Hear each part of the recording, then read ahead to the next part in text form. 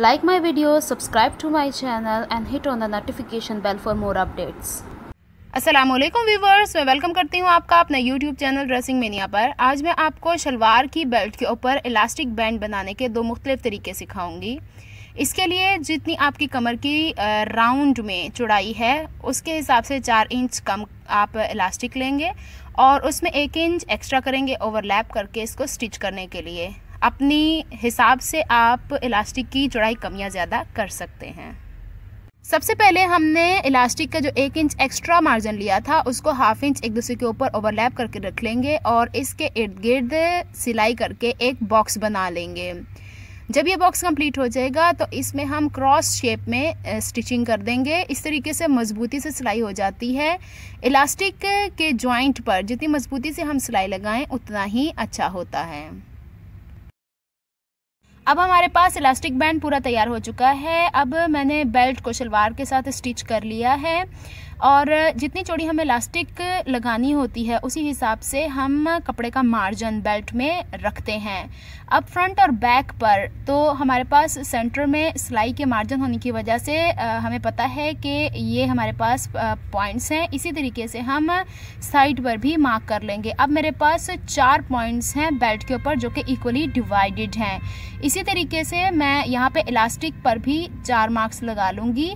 इस तरीके से पहले हाफ में, फिर इसे मज़ीद हाफ करके एक मार्क यहाँ पे लगाऊंगी और एक इसके अपोजिट साइड पे इस तरीके से।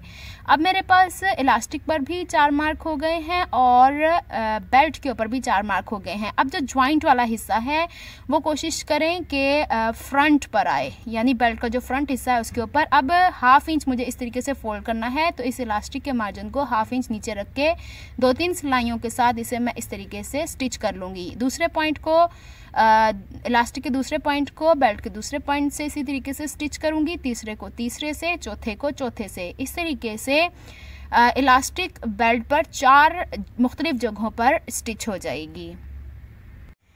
अब मैं आपको यहाँ पे एक पॉइंट को स्टिच करके दिखा देती हूँ। ऊपर देखें 1/2 इंच का मार्जिन मैंने कपड़े का छोड़कर इलास्टिक को प्लेस किया है। पहले से स्टिच करके एक तरफ ले गई हूँ, फिर इसे दोबारा वापसी ऊपर की तरफ स्टिच करके लेकर आई हूँ।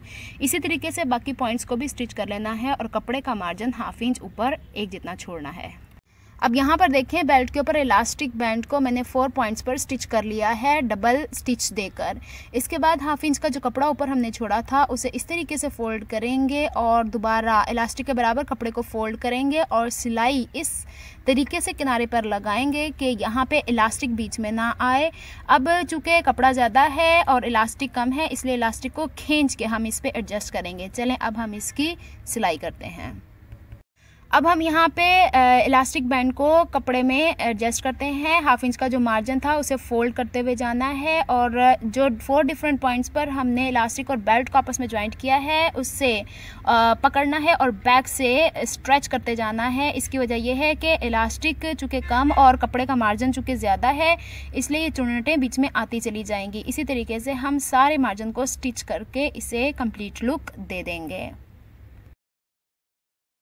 यह है इलास्टिक बैंड की कंप्लीट लुक आफ्टर स्टिचिंग। क्योंकि ये 4 डिफरेंट पॉइंट से इलास्टिक कपड़े के साथ जुड़ी हुई है इसलिए इसमें इक्वल चुन्नटें आई हैं। अगर आप चाहें तो इसे स्ट्रेच करके मशीन के बड़े बखिए से सेंटर की सिलाई लगा सकते हैं, लेकिन ये एज इट इज़ भी सिक्योर है। तो ये था फर्स्ट मेथड आपको इलास्टिक बैंड सिखाने का। अब मैं आपको सिखाती हूँ नेक्स्ट किस तरीके से आप बैंड को स्टिच कर सकते हैं। अब मैं आपको दूसरे तरीके से इलास्टिक बैंड लगाना बताती हूँ। बाज़ुकात बेल्ट में हमारे पास कपड़े की कमी होती है तो इस तरह के जोड़ आ जाते हैं। कोशिश किया करें इस तरह के जोड़ शलवार में सामने की तरफ आएँ। अब इस तरह के इलास्टिक बैंड बनाने के लिए हमें ये देखना पड़ता है कि हम कितनी चौड़ी इलास्टिक लगा रहे हैं। यहाँ पे देखें ये इलास्टिक तकरीबन 1.25 इंच चौड़ी है, 1 इंच एक पॉइंट है मेरे पास। अब जितना मैंने ऊपर कपड़ा मार्जिन रखा है वो इस इलास्टिक के हिसाब से है। 1/2 इंच ये वाला मार्जिन अंदर की तरफ फोल्डिंग के लिए रखा है, ये वाला, ये तो अंदर फोल्ड हो जाएगा। इसके बाद जो ये वाला हिस्सा जो मैंने फोल्ड किया है, इलास्टिक का मार्जिन तो मेरा 1.1 इंच यहाँ तक आता है। मैंने उससे थोड़ा एक्स्ट्रा मार्जिन रखकर इसको प्रेस किया है। इसकी वजह यह है कि इलास्टिक चूँकि हमें अंदर इंसर्ट करनी है तो इलास्टिक चूँकि थोड़ी सी मोटी भी होती है और इसे गुजरने के लिए थोड़ी ईज़ चाहिए होती है, थोड़ी गुंजाइश चाहिए होती है। अगर हम इसे टाइट सी देंगे, एग्जैक्ट उसी साइज़ का सी देंगे, तो इलास्टिक अंदर से रोल हो जाएगी। अब फ्रंट से तकरीबन 1 इंच की सिलाई छोड़ के इसे हम पूरे को स्टिच कर लेंगे। अब हम 1 इंच का मार्जिन सेंटर्ड फ्रंट से छोड़कर जितना कपड़ा हमने फोल्ड किया है, इस पर कॉर्नर की सिलाई लगाते हुए दूसरी साइड पर जाके स्टिचिंग को वाइंड अप कर देंगे। यहाँ पर मैंने नेफा फोल्डिंग कर ली है और इसमें इतना मार्जिन छोड़ा है कि इलास्टिक इजीली इसमें से पास हो सके। अब जितनी चौड़ी मुझे वेस्ट के हिसाब से इलास्टिक की चौड़ाई चाहिए, उसमें 1 इंच सिलाई का मार्जिन रख के मैंने यहाँ निशान लगा लिया है। इलास्टिक को कट नहीं किया, ना ही इसका बैंड बनाया है। अब इस इलास्टिक को मैं इस जो मैंने ऊपर नेफा फोल्डिंग की है इसमें इंसर्ट करके आपको दिखाती हूँ। इलास्टिक को मैंने नेफे के अंदर इंसर्ट कर लिया है। अब यहाँ पे बिल्कुल स्ट्रेट इलास्टिक है, इसमें इलास्टिक कहीं से भी ट्विस्ट नहीं हुई है। अब जिस तरफ से इलास्टिक जॉइंट है रोल के साथ, उसे बाहर की तरफ खींच के मैंने ये मार्क बाहर निकाल लिया, जो मैंने मार्क ऑलरेडी लगाया था। अब दोनों सिरों को एक दूसरे के ऊपर इस तरीके से 1/2 इंच ओवरलैप करके दोबारा एक नज़र देख लेना है कि इलास्टिक कहीं से टर्न तो नहीं हुई। अब यहाँ पे पहले हम स्क्वायर शेप में स्टिच कर लेंगे, फिर क्रॉस शेप में स्टिच करके पक्का कर लेंगे। अब स्टिच करते हुए इलास्टिक को एक दूसरे के ऊपर ओवरलैप करके इसके पहले स्क्वायर शेप बना लेना है, जैसे कि मैंने आपको पहले भी दिखाया था, पहले मेथड में, और फिर इसे क्रॉस शेप में स्टिच कर लेना है। यहाँ पर मैंने दोनों सिरों को आपस में ज्वाइन करके इलास्टिक बैंड बना लिया है। अब इस सारे इलास्टिक को नेफे के अंदर इस तरीके से इंसर्ट कर लेंगे। इस ओपन सिरे को स्टिच करके अब हम इसकी बाकी की स्टिचिंग कंप्लीट करेंगे। सबसे पहले हम इस ओपन एरिया को बंद करेंगे। इसके बाद इलास्टिक को प्रॉपर्ली डिस्ट्रीब्यूट करके फ्रंट और बैक से स्ट्रेच करके मशीन के बड़े बखिए से सेंटर में सिलाई लगा के कंप्लीट कर लेंगे।